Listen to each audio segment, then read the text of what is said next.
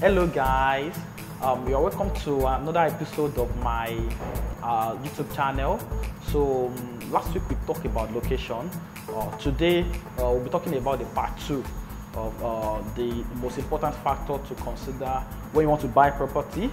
So you can watch the previous video in my channel so to know more about what we discussed in the first part. So here is the part 2. Now you selected the state you want to buy your property in Nigeria. Let's say for instance if you pick Lagos, then you know the location you want to buy. Let's say you pick a place like Ikorodu or a place like Epe or a place like Songo or anywhere. So what are the things you have to check inside that location before you now commit money, before you commit yourself by paying money? So one thing is just that, for instance in Epe now, so there are so many areas in Epe. Some part of Epe are the Epe main town. So some part of Epe are Epe main town. Some are Epe suburb, and some are a neighboring place close to Epe.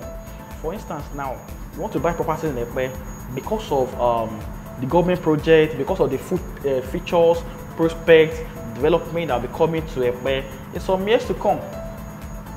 So, if you want to buy in Epe main town, it will be more expensive than Epe suburb. So that is number one thing. It will be more expensive than the Epe suburb. So Epe main town, Onoforija, Odoragushi, Ilara, and the likes will be more expensive than the other places that are the Epe suburb. So you have to consider that too. The location you choose, are you buying the suburb in the place or you are buying the main town in the place? Some people, and you have to, let me also tell you this little secret. Some companies will be saying, some people will be saying they have properties in a place like K2 Epe. K2 is not Epe, K2 is another place entirely. So after you leave, if you want to enter Epe from Ikorodu, you get to K2 before you enter Epe. So those places like that, they are not Epe. So if you are buying, you know that you are not buying Epe. Epe is Epe on its own. So some will say Iloti Epe, Iloti is not Epe. So Epe is Epe on its own. If you are buying Epe main town, know that you are buying entire Epe. So you have to consider that too. Are you buying the suburb? Are you buying the neighboring place close to Epe, for instance, or are you buying the Epe Gongon?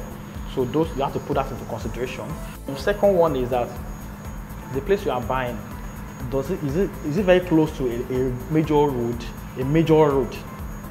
Maybe in the future you sell your land to build hotel. You sell it for people that will build hotel. You sell it for people that will build any mega project like that. So if it's very close to a major road, know that your land will yield more, will give you more return than a place that you have to park your car somewhere, then you have to trek for like 10 minutes before you get there. So those things are very, very important. You have to consider it. So if it's very close to a major road, it will give you return higher and higher. In my first episode, in my first part of this video, part 1 of this video, I mentioned that it is possible people put their money in land and the land will not yield. The land will not give them any return. It is possible. So if they didn't get it right, and what they need to get right is the location.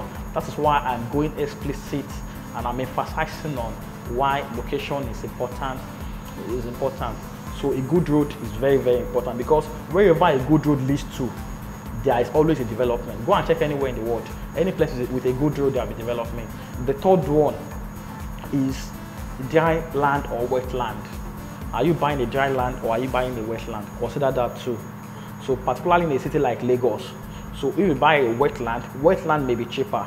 But believe me, the money you have to do the fillings and filling before you can start the construction, it will be equivalent to the amount of money you spend if you are buying a dry land directly.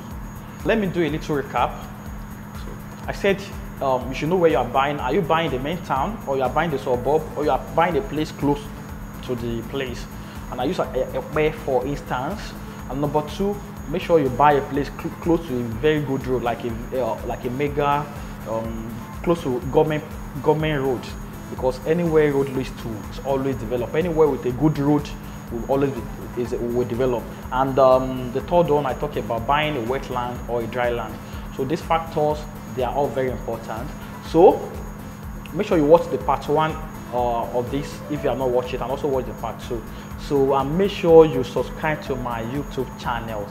If you follow all the things I've discussed here, believe me, you will not get it wrong. I'm going to buy a very good property in a very nice location and you make a good return on your money as soon as possible. So thank you for watching. Don't forget to subscribe and don't forget to turn on the notification button so that you'll be able to see my videos once I post them. Thank you very much for watching.